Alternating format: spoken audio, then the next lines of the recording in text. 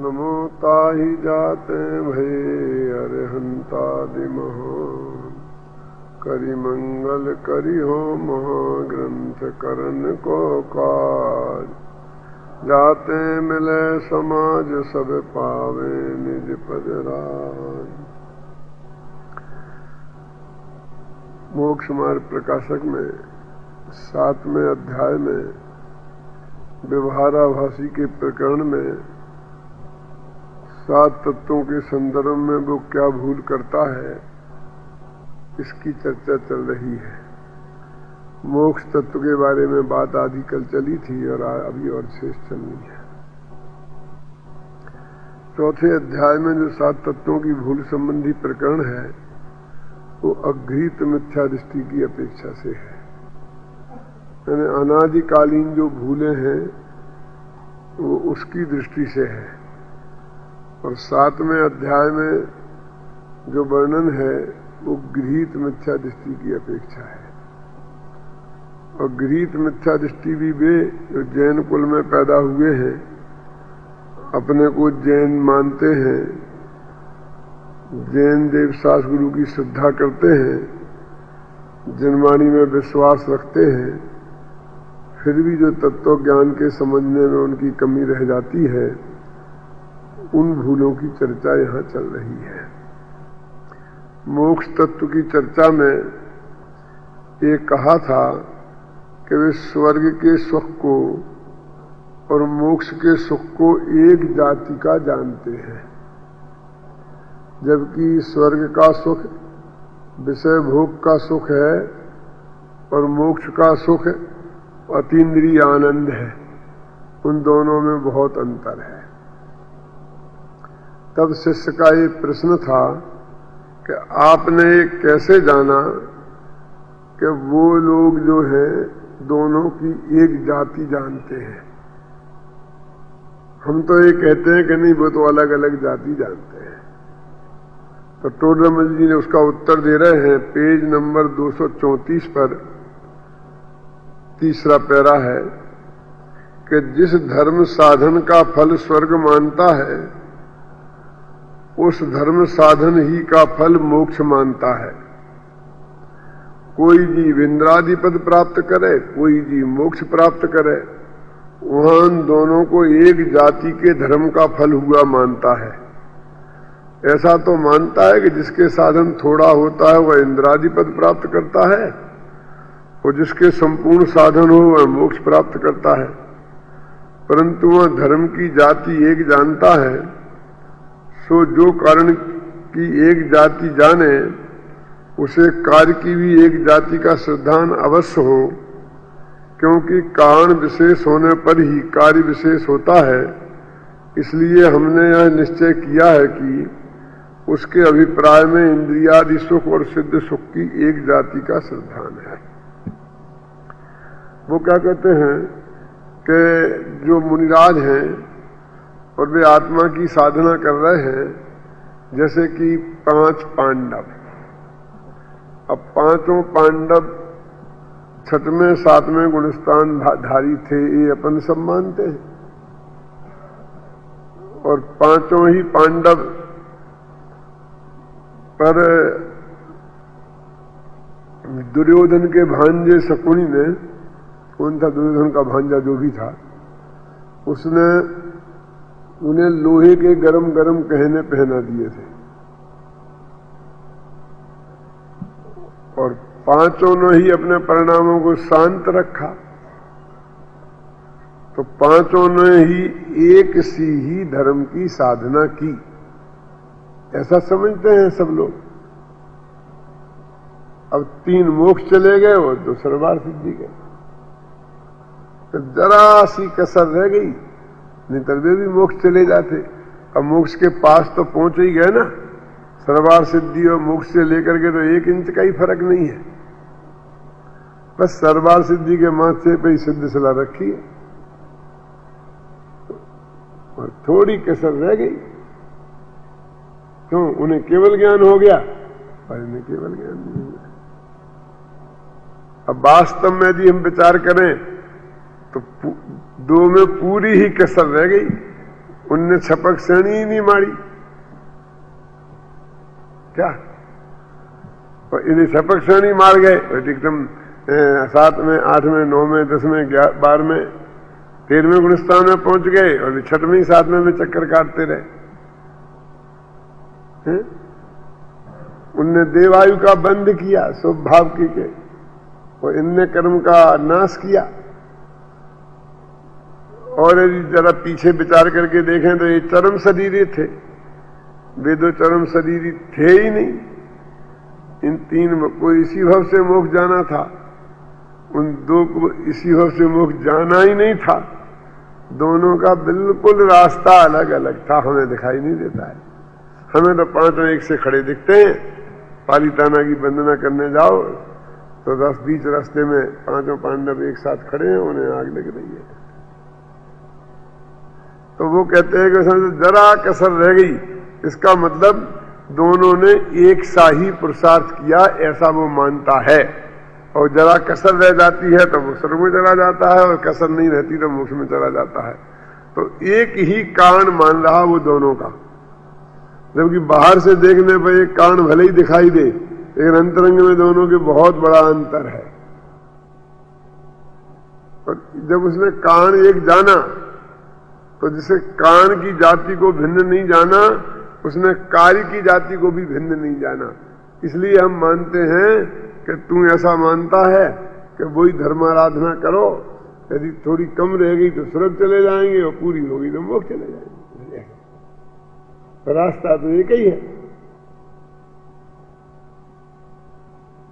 क्या, जबकि दोनों रास्ता बिल्कुल अलग अलग है। एक बंध मार्ग है और एक मुक्ति का मार्ग है। तो पंडित जी कहते हैं हमने तू जो कारण की एकता मानता है, उससे हमने तूने जाना कि तेरे स्वर्ग और मोक्ष में भी कोई फर्क नहीं है। ये तथा कर्म निमित्त के से आत्मा के औपाधिक भाव थे, उनका अभाव होने पर आप शुद्ध स्वभाव रूप केवल आत्मा हुआ।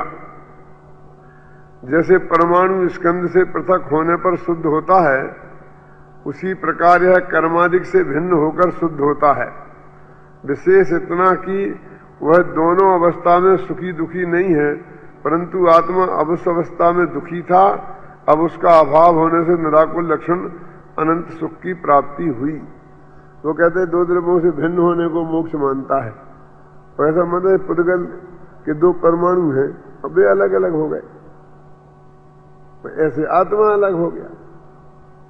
लेकिन पुद्गल के परमाणु को तो इकट्ठे रहे, स्कंद रूप में हो तो भी कोई सुख दुख नहीं है, और परमाणु बिखर जाएं, अलग अलग हो जाएं तो भी कोई सुख दुख नहीं है। और जीव और पुद्गल का जो बंध है, उसका अलग होने में और एक होने में बहुत फर्क है। और 2 जीवों का तो कभी आपस में बंध होता ही नहीं है। जो असमान जाति द्रव्य पर्याय की चर्चा है, वो हमेशा पुद्गल या पुद्गल के साथ जीव, या 2 पुद्गल या जीव और पुद्गल की मिलके होती है। 2 जीव तो कभी मिलते ही नहीं, 2 जीवों का बंधन तो कभी आपस में हुआ ही नहीं। और जीव का आकाश के साथ नहीं होता है, काल के साथ नहीं होता है, धर्म अधर्म द्रव्य के साथ नहीं होता है। और उसका सीधा सच्चा कारण यह है कि वास्तव में बंध का कारण स्पर्श गुण है। स्निग्ध रूक्षत्वाद बंधा, स्निग्धता और रूक्षता जो है वो स्पर्श के भेद हैं 8, उसमें स्निग्ध रूक्षत्व भेद भी है। तो वो स्निग्धता और रूक्षता ये स्पर्श के भेद हैं, और स्पर्श गुण सिर्फ पुद्गल में है। बाकी 5 द्रव्यों में तो स्पर्श नाम का गुण ही नहीं है, इसलिए उनका आपस में बंधने का कोई सवाल ही नहीं है। बाकी के 4 द्रव्यों के साथ भी जीव का कभी बंधन नहीं होता, और एक जीव का दूसरे जीव के साथ भी नहीं। और पुद्गल का पुद्गल के साथ ही होता है, क्योंकि स्पर्श गुण जीव में नहीं है ना। लेकिन पुद्गल और जीव का भी बंधन होता है, जिसे असमान जाति द्रव्य पर्याय कहते हैं। क्योंकि पुद्गल पुद्गल का होगा तो वो समान जाति कहलाती है। अब पुद्गल का आकाश से नहीं होता, धर्म अधर्म द्रव्य से नहीं होता, काल से नहीं होता, सिद्ध जीव से नहीं होता। दूसरे पुद्गल से होगा तो समान जाति कहलाएगी। तो इस संसारी जीव के साथ ही होता है और स्पर्श गुण के बिना होता ही नहीं, और दोनों तरफ स्पर्श गुण होना चाहिए तब बंधन होता है। तो पुद्गल में दोनों तरफ से स्पर्श गुण है तो उसका बंधन होता है। आकाश आदि में स्पर्श गुण है ही नहीं, इसलिए उनका किसी से बंध नहीं होता है। तो जीव का भी निश्चय से बंध नहीं होता पुद्गल के साथ। दूसरे जीव के साथ तो व्यवहार से नहीं होता, क्योंकि निश्चय से उसमें स्पर्श गुण नहीं है ना। अरु स्पर्शी पर से कुछ भी संबंध नहीं, लेकिन व्यवहार से जीव में स्पर्श नाम का गुण है, तो इसीलिए व्यवहार से बंद होता है। पुद्गल के संयोग के कारण उसको भी रूपी कहते हैं। षड्द्रव्य संग्रह की गाथा है ऐसी। देखो कैसे, क्या है गाथा? तो वो है रूपी है। रूपी का वर्णन है ना।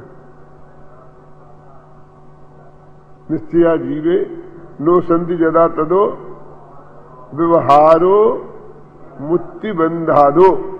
वो व्यवहार से मूर्तिक है, क्योंकि बंधता है। तो वो जब वो उसमें स्पर्श गुण मान लेते हैं, जैसे राग है, तो इस स्पर्श गुण में भी स्निग्ध और रूक्षता बंध का कारण होती है। बाकी के जो 8 भेद है ना, तो बंध के कारण में स्निग्धता और रूक्षता होती है। तो कहते हैं जो आत्मा में राग हुआ उसको बोलते हैं स्निग्धता, और जो द्वेष हुआ उसे बोलते हैं रूक्षता। और ये व्यवहार से स्निग्धता रूक्षता है, और इसी के कारण जीव का पुद्गल के साथ में बंध होता है। ये जो सबसे बड़ी विचित्रता इसमें ये है कि दो जीवों का बीच में कभी बंधन हुआ ही नहीं।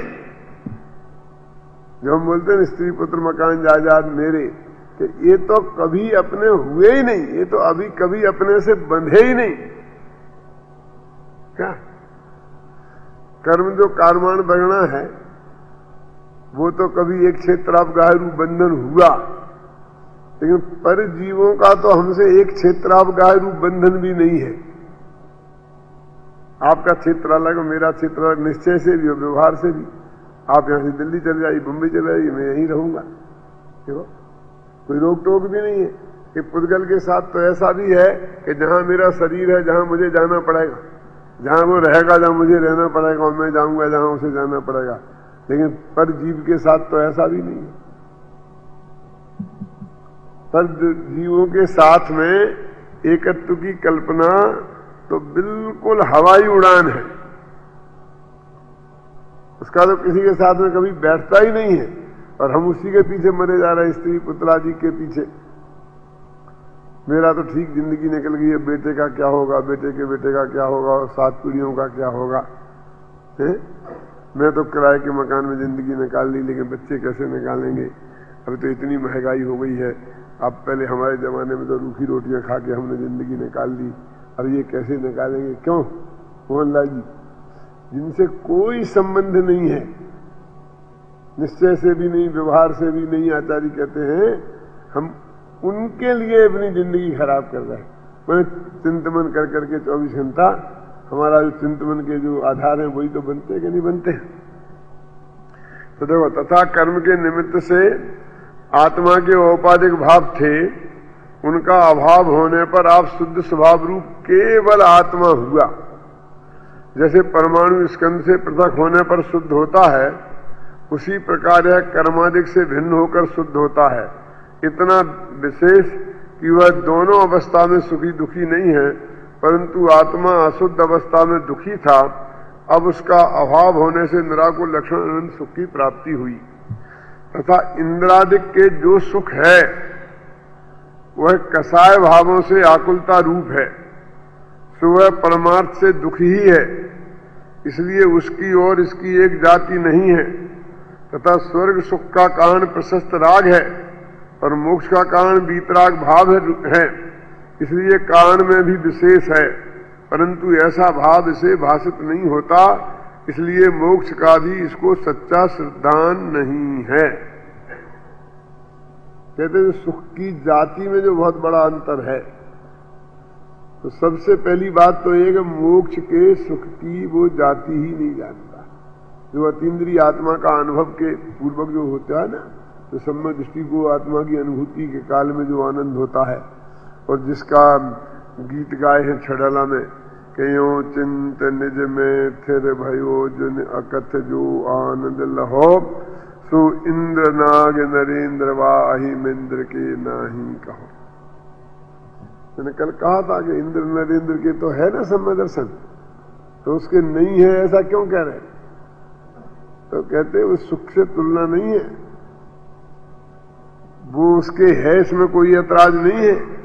उसका जो भोग सामग्री वाला सुख है, उससे इस मोक्ष सुख की कोई तुलना हो नहीं सकती।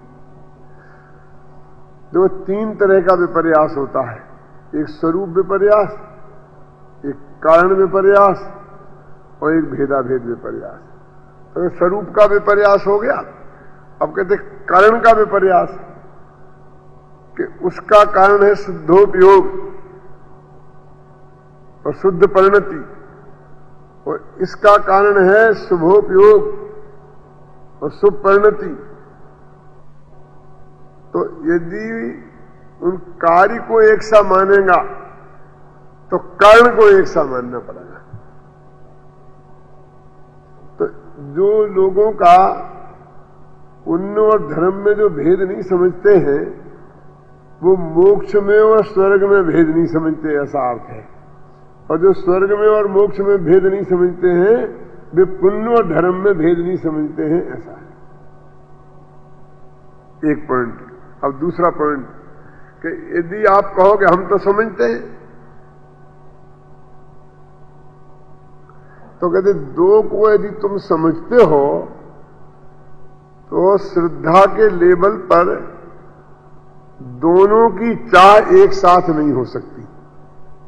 ऐसा तो हो सकता है कि श्रद्धा में उसे हम हे मानते रहें और चारित्र में राग ऐसा आवे कि हमें स्वर्ग का लोभ मोह मन में समा जाए।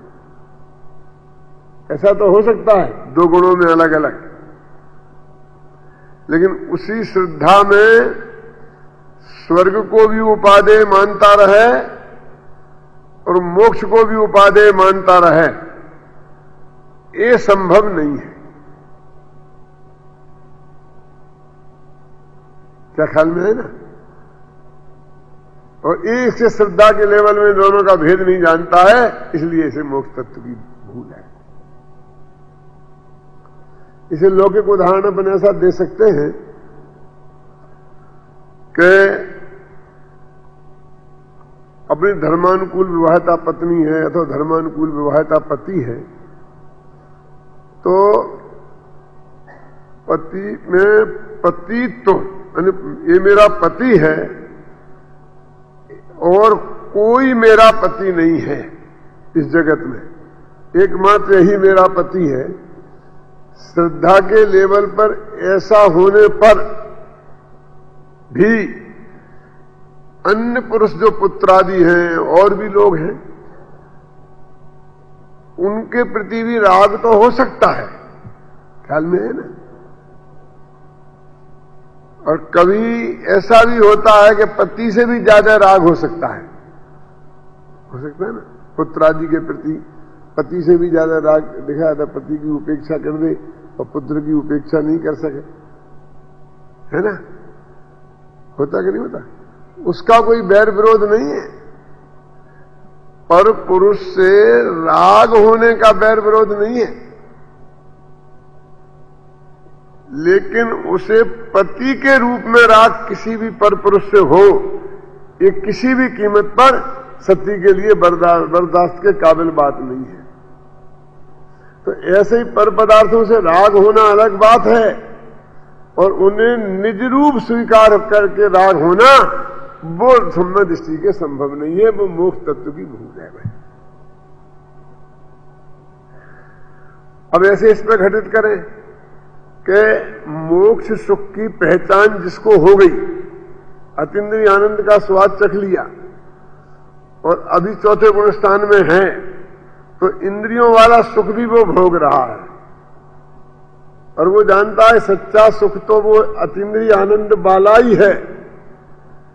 फिर भी उसको इंद्रिय सुख की भी चाह हो सकती है, और कभी तो ऐसी हो सकती है कि 6 महीने तक वो आत्मा के सुख की तरफ ध्यान ही न दे और इसमें ही मंगल रहे। देखो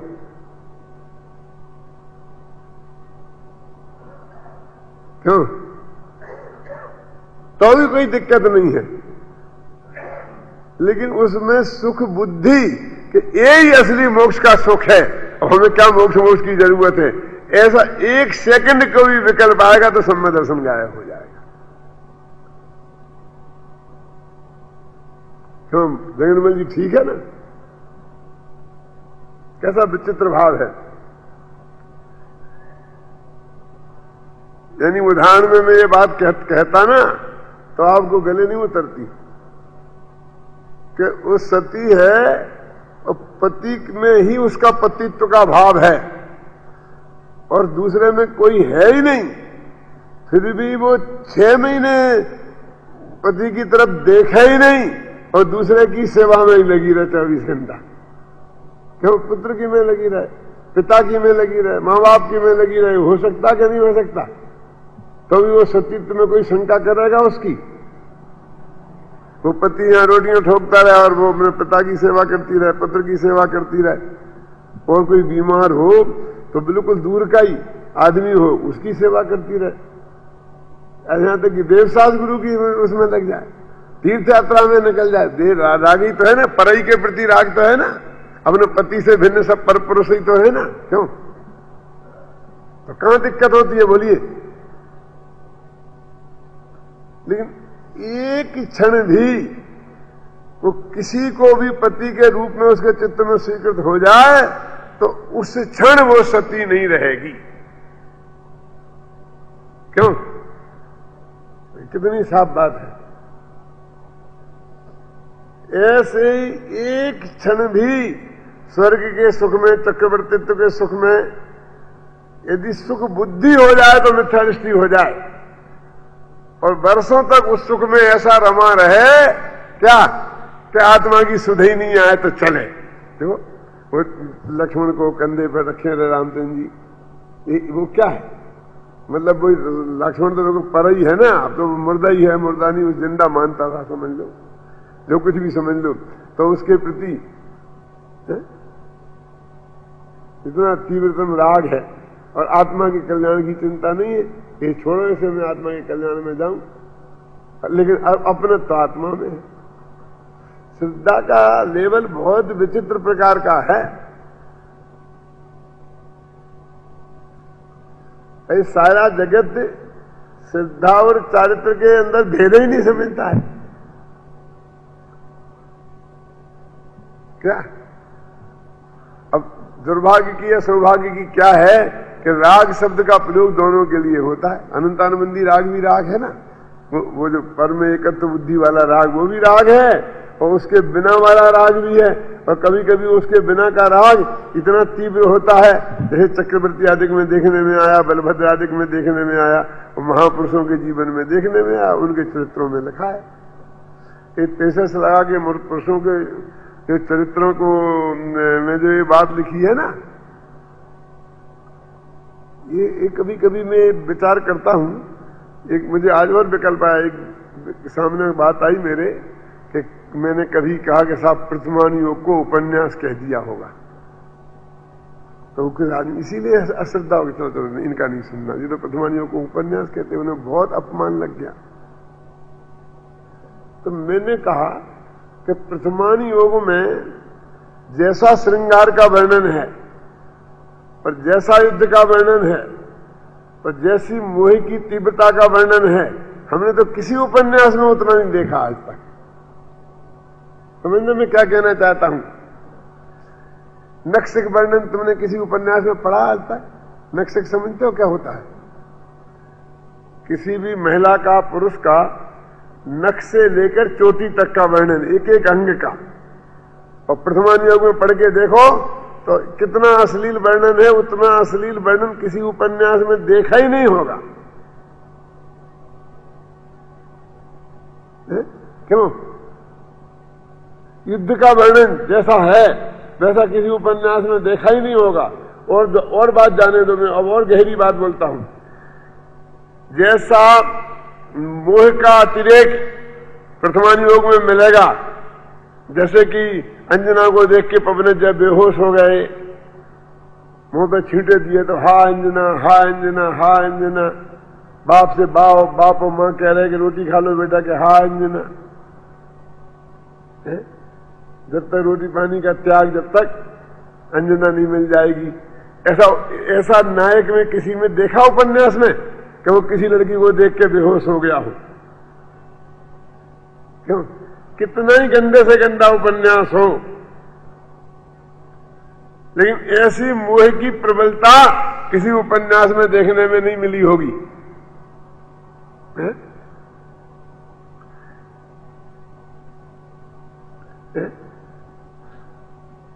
ऐसे माँ बाप भी किसी उपन्यास में नहीं मिलेंगे कि बेटा चिंता मत कर, हम कोशिश करेंगे, खाना तो खा ले। हमने ऐसे माँ बाप तो देखे कि क्या कहा, तूने ऐसा किया तो मैं घर से निकाल दूंगा, जायदाद से वो कर दूंगा, मैं रूम कर दूंगा, नहीं तो मेरे घर में मत आना, मेरे घर से निकल जा, पागल हो गया है। क्यों? डंडा मार के निकालते हुए माँ बाप तो देखे होंगे, लेकिन उसकी हर इच्छा को पूर्ति करने वाले माँ बाप नहीं देखे होंगे।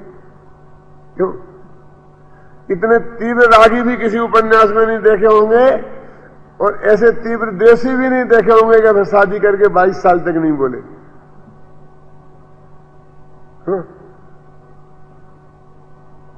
तलाक ले लेते हैं तो भी बोलते रहते हैं, बातचीत तो करते ही रहते हैं।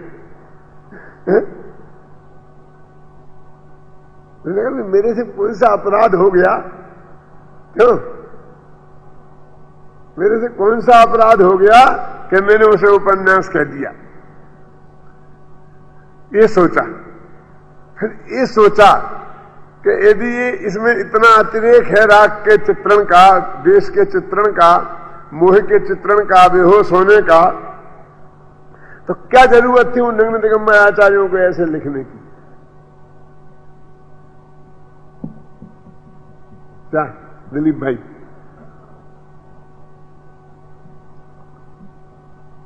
तो उसका भी जवाब मेरे पास सब है। क्या है कि उनको श्रद्धा गुण में और चारित्र गुण में अंतर कितना अधिकतम हो सकता है वो बताना था। उनके पास क्या उपाय था कि श्रद्धा सिद्धों जैसी अर्जी बने। ऐसा देखो, सुख बुद्धि त्रिकाली ध्रुव भगवान आत्मा के आश्रय से उत्पन्न होने वाले सुख में, और समर्पण ऐसी बेहोशी 5 इंद्रियों के विषय के सुख में। क्यों?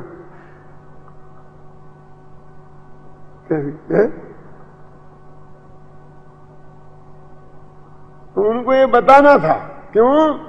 क्योंकि हम ऐसे मूर्ख जगत में बहुत हैं कि जिन्हें अच्छे अच्छे ज्ञानियों का सत्समागम हो गया हो और उनका कोई राग देश का कोई प्रकार उनके देखने में आ गया हो तो उसे अज्ञानी मानकर उसके लाभ से वो वंचित हो जाते हैं।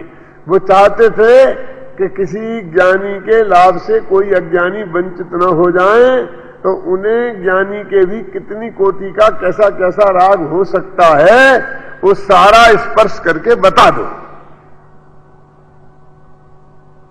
क्यों जगन्मल जी?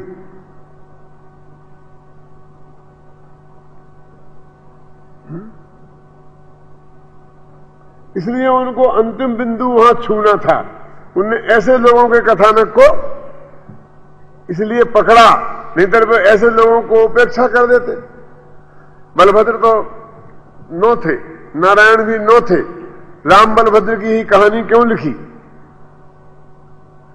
और बाकी के बलभद्रों के तो नाम तक नहीं लिखे, ढूंढने में पसीना छूटता है।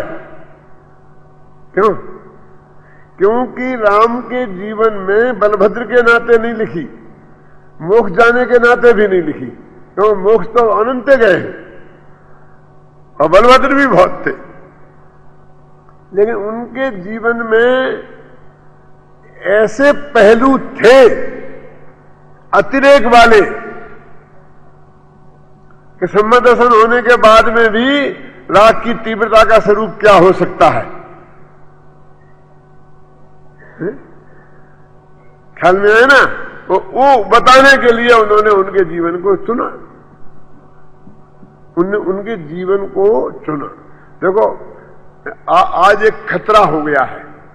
क्या खतरा हो गया है कि अब इनके महापुरुषों के जीवन को टच करके हम कोई चीज आपके सामने रखना जाएं तो लाठियां चल जाती हैं। हमारे तुमने सीता माता का अपमान कर दिया, तुमने हमारे राम जी का अपमान कर दिया। कार को कहता तुम अपने राम सीता को अपने पास रखो, मैं अपने विवेक रूपमती अलग खड़े कर लूंगा। अबे तो तुम्हारे नहीं है कोई, अब तो किसी में किसी का अपमान नहीं होगा। अबे विवेक और रूपमती तो मेरी रचना है। समझ में आया कि नहीं आया? इनको तो पूरा मैंने गढ़ा है। क्यों? इनके चरित्र का निर्माण तो मैंने किया है। क्यों? इनके ऊपर तो तुम्हारे छायक संवेदृष्टि का लेवल नहीं लगा है। लगाना हो तो लगाओ, नहीं लगाना हो तो नहीं लगाओ। तो क्या ख्याल में आया कि नहीं आई? अब इनमें तो तुम्हारे किसी का अपमान नहीं होता है। चाहे मैं स्वरूपमती को कंडा बीनते दिखाऊं और चाहे स्वरूपमती को महारानी बना दूं। क्यों? चलिए भाई, समझ में आया कि नहीं? जानते हैं कौन सी रूपमती है? नहीं जानते? जानते? तुम जानते हो? पहचानते हो रूपमती को? गजब हो गया, रूपमती को नहीं पहचानते। जानते हो? सत्य की खोज की रूपमती सत्य की खोज का जो विवेक। अब उसके कैरेक्टर को हम कहीं जाकर के पटके, ख्याल में है ना? हमें जो बात कहनी है हम रूपमती और विवेक के माध्यम से कह सकते हैं, हम सीता और राम के माध्यम से नहीं कह सकते हैं। क्योंकि सीता और राम के माध्यम से कहेंगे तो सैकड़ों को जवाब देना पड़ेगा, क्योंकि उनका अब रजिस्ट्रेशन हो गया है। उन दूसरे लोगों ने उन पर वो कर लिया, क्या बोलते हैं वो करा लेते हैं ना किसी का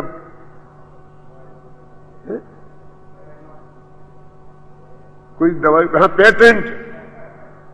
अब वो पेटेंट करा लिए तो हमारे सीताराम का अपमान कर दिया। अब सीताराम हमारे नहीं, तुम्हारे ही है। क्यों? एक तो कर्नाटक के आए थे और बोले थे तुम हमारे बुंदेलखंड को भ्रष्ट नहीं कर सकते हो। किससे कह रहे थे? एक बुंदेलखंडी से। मैंने कहा कि तुम्हारा बुंदेलखंड कब से हो गया? ये बुंदेलखंड हमारा है कि तुम्हारा? हमारी 7 पीढ़ियां इस जमीन में पैदा हुई हैं।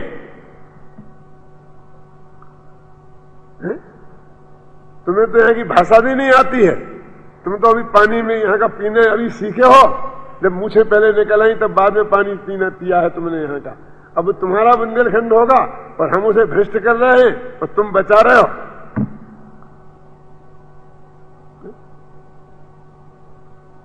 हम अपने दिगंबर मंदिरों को भ्रष्ट नहीं होने देंगे।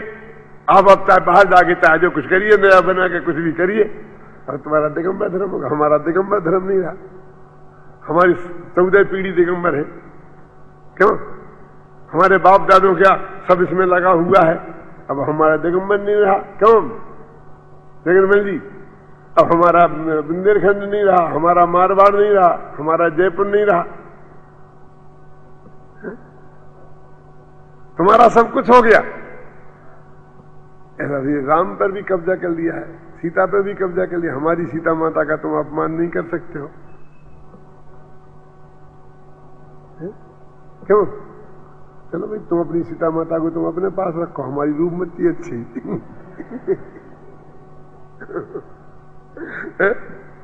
मेरे कहने का अर्थ ये है कि उन आचार्यों की एक समस्या थी कि उनको श्रद्धा गुण में और चारित्र गुण में जो अंतर होता है चौथे गुण स्थान में, उसका स्वरूप स्पष्ट करना था।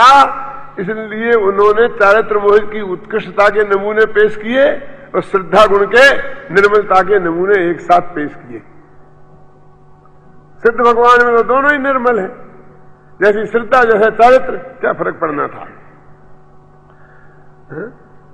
अब देखिए, अब वो कहते हैं तथा इंद्रादिक के जो सुख है वह कसाय भावों से आकुलता रूप है और सो वह परमार्थ से दुख ही है, इसलिए उसकी और इसकी एक जाति नहीं है मोक्ष के सुख की।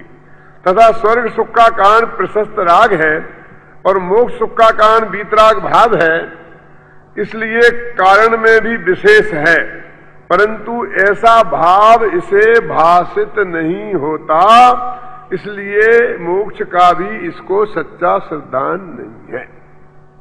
इस प्रकार इसके सच्चा तत्व श्रद्धान नहीं है। देखो, अब दो इसलिए और इस प्रकार है ना, तो पहले इसलिए वाला है वाक्य है, ये तो मोक्ष तत्व की भूल का उपसंहार है, और फिर इस प्रकार इसके सच्चा तत्व श्रद्धान नहीं है, ये पूरे जो अपन ने शुरू किया था 30 तारीख को, 30 जुलाई को, तब से लेके अभी तक का पूरे का उपसंहार का वाक्य है। इसलिए समय सार में कहा है कि अभव्य को तत्व श्रद्धान होने पर भी मिथ्या दर्शन ही रहता है। अब अभव्य को तत्व श्रद्धान होने पर और मिथ्या दर्शन रहता है। अब तीनों बातें कंट्रोवर्शियल लगते कि नहीं, वो समय सार में लिखा है। अभव्य को, अब अभव्य को तत्व सिद्धांत कैसे होगा? तत्व सिद्धांत तो सम्मतों का लक्षण है, अभव्य के वो हो ही नहीं सकता है।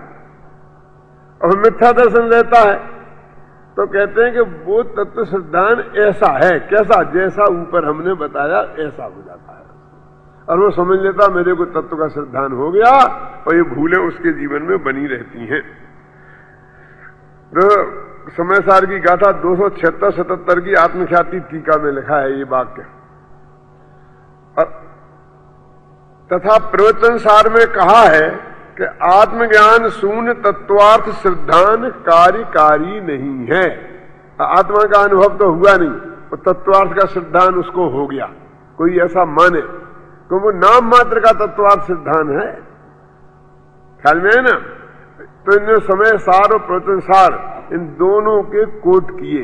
अब वो जमाना ऐसा नहीं था कि गाथा नंबर, पेज नंबर और वो देवे, बस वो इतने समय सार में ऐसा कहा, प्रवचन सार में ऐसा कहा, और इतने पर भी उनकी वाक्य को प्रमाणिक रूप से मान लिया जाता था कि लिखा होगा। और आज तो वो पेज नंबर और पंक्ति नंबर और भी नहीं बताओ तब तक कोई माने ही नहीं, तो नीचे कोट भी करना पड़ता है, तब भी स्वीकार नहीं होता है। पहले इतना ही कह देते थे, समय सार में ऐसा कहा, प्रवचन सार में ऐसा कहा। अब देखिए ये खत्म हो गया 7 तत्व की भूल वाला प्रकरण। अब यहां पर एक बिंदु है, देखा ना आपने, निशान बनाया है। ये क्यों बनाया है ऊपर? ये बताने के लिए कि ये जो 5 लाइनें हैं, ये पूरे सम्यक दर्शन के बारे में वो क्या भूलें करता है उसका जो है कंक्लूजन है। इसलिए अब उसमें क्या था, देवशास्त्रु की श्रद्धा भी वहां, ये कहां से शुरू हुआ था? देखो 220-22 होगा ये है 222-21 पे, धर्म बुद्धि के धारक व्यवहाराभासी, उनका सम्यक दर्शन का अन्यथा रूप, यहां से लेकर और यहां तक का, माने 221 से लेकर 234, माने इन 14 पेजों का ये पूरा समय है कंक्लूजन वाक्य। इसलिए ये बिंदु लगाया है ये बताने के लिए। तथा व्यवहार दृष्टि से सम्यक दर्शन के 8 अंग कहे हैं, समझ है ना, उनको यहां यह पालता है। 25 दोष कहे हैं, उनको टालता है। संवेगादिक गुण कहे हैं, उनको धारण करता है। परंतु जैसे बीज बोए बिना खेत के सब साधन करने पर भी अन्न नहीं होता, उसी प्रकार सच्चा तत्व श्रद्धान हुए बिना इसको सम्यक तो नहीं होता। पंचास्तिकाय की व्याख्या में जहां अंत में व्यवहाराभासी वाले का वर्णन किया है वहां ऐसा ही कथन किया है। देखो क्या कहते वो कि शास्त्र में 7 अंग लिखे सम्यक दर्शन के, कि सम्यक निशंकित, कि शंका नहीं करना चाहिए भगवान की वाणी में, तो मुझे तो कोई शंका नहीं है, कह देता है शंका नहीं है। उसके ऐसे अंग ऊपर से पाल लेता है, कांक्षा नहीं करना चाहिए, मुझे कोई इच्छा नहीं है, ग्रानी नहीं करना चाहिए, ऊपर ऊपर से पालता है। लेकिन वास्तविक तो होते ही नहीं। आगे खुद पंडित टोडामल जी 9वें अध्याय में जब अंगों की चर्चा करना शुरू करते हैं तो वो ये कहते हैं कि भाई साहब जब उसके 8 अंग हो गए तो संबंधन कैसे नहीं है? तो वे कहते हैं कि आदमी के भी होते हो, बंदर के भी होते हैं 8 अंग, तो आंख कान नाक, तो आदमी जैसे ही होते हैं लेकिन फिर भी वो आदमी के नहीं होते हैं। ऐसे ही सम्यक दृष्टि जैसे बाहर से देखने में ऐसे लगता है, वास्तविक तो उसके एक भी अंग नहीं है। तब तक सम्यक दर्शन प्रकट नहीं हुआ, तब तक सम्यक दर्शन का कोई अंग कैसे प्रकट हो सकता है?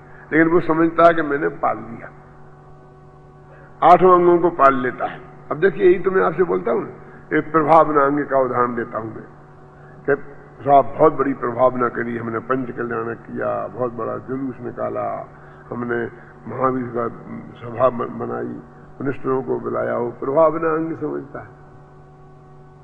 और कहते मैंने कितनी प्रभावना की, सम्यक दर्शन का अंग। अब जी तुमने 10 लाख 1000 आदमी इकट्ठे हुए, एक को भी सम्यक दर्शन है तो प्रभावना अंग आएगा कहां से? तो उस प्रभावना अंग का ये स्वरूप है आत्मा प्रभावनीयो रत्नत्रय तेजसा। आत्मा की प्रभाव करो रत्नत्रय के तेज से, वो तो गायब ही है। और बाहर में प्रभावना के नाम पर भगवान की वाणी के विरुद्ध ही जो कुछ बोलता रहता है उसको प्रभावना मानता है। नाचने गाना जुलूस निकालना, कितने जीव जंतुओं को घात होता है, क्या होता है, उन सबको बहुत बड़ी प्रभावना के कार्य मानते कि नहीं मानते? अब मुनिराजों को एक धंधा हो गया है कि जहां जाते हैं, जिस मंदिर में गए, इस मंदिर में ये खराबी है, इसको ये तोड़ो, इसको ऊंची कर दो, इसका दरवाजा ऊपर कर दो, इसको बगल में कर दो, इसको टेढ़ा कर दो, इसको आगे कर दो, इसको पीछे कर दो। किसी मंदिर में जाएं और उसमें कुछ तोड़ फोड़ भी कराएं तो समझ लो मुनिराजी नहीं। जबकि ये मकान वाला काम गृहस्थों को भी शोभा नहीं देता है। और फिर कहते प्रभावना होती है, क्या क्या प्रभावना होती है उसमें?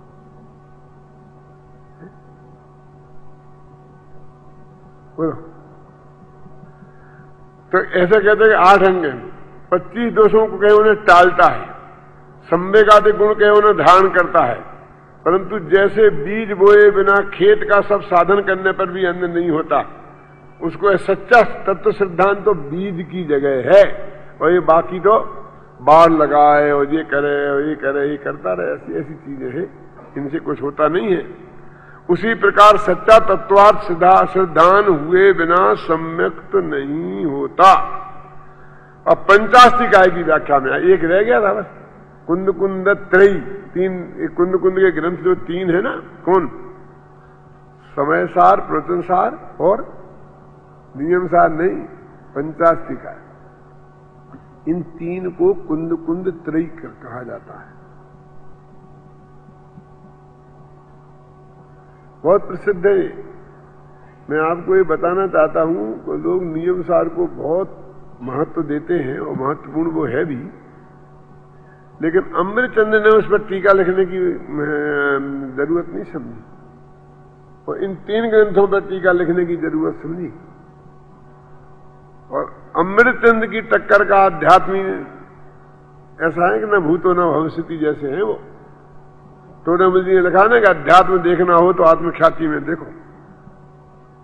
तो आत्मख्याति के कर्ता ने नियम सार पे कलम नहीं चलाई, अष्टपहौड़ पे कलम नहीं चलाई, और पंचास्तिकाय पे कलम चलाई। लेकिन जैन दर्शन के फंडामेंटल समझने के लिए पंचास्तिकाय, प्रवचन सार और समय सार, ये बहुत महत्वपूर्ण ग्रंथ है। वो तो कुंद कुंद खुद लिखते हैं कि मेरी भावना का ग्रंथ है। निय भावना निमित्तम मया कदम नियम सार साध सुदम। मैं अपनी भावना की पुष्टि के लिए मैंने इस नियम सार नामक शास्त्र को बनाया है। लिखा कि नहीं लिखा? तो उन्हें तीनों के उदाहरण दे दिए। समय सार में ऐसा कहा है, प्रवचन सार में ऐसा कहा है, और पंचास्तिकाय में। पका पंचास्तिकाय के अंत में जब व्यवहाराभासी का वर्णन किया है वहां ऐसा कथन किया है। और जब वहां पर आप देखो तो बस 8-10 पंक्तियां मिलती हैं, कुछ नहीं। अभी पंचास्तिक और सारे जनागम में व्यवहाराभासी का वर्णन और कहीं डायरेक्ट देखने में नहीं आता। सिर्फ इसके बीज पंचास्तिकाय की टीका के अंत में थोड़े से देखने को आते हैं, और उसमें से टोडरमल जी ने इतना निकाला। देखो पूरे व्यवहाराभासी का प्रकरण चलता है 2500 पेज में, कितनी उनकी प्रतिभा थी।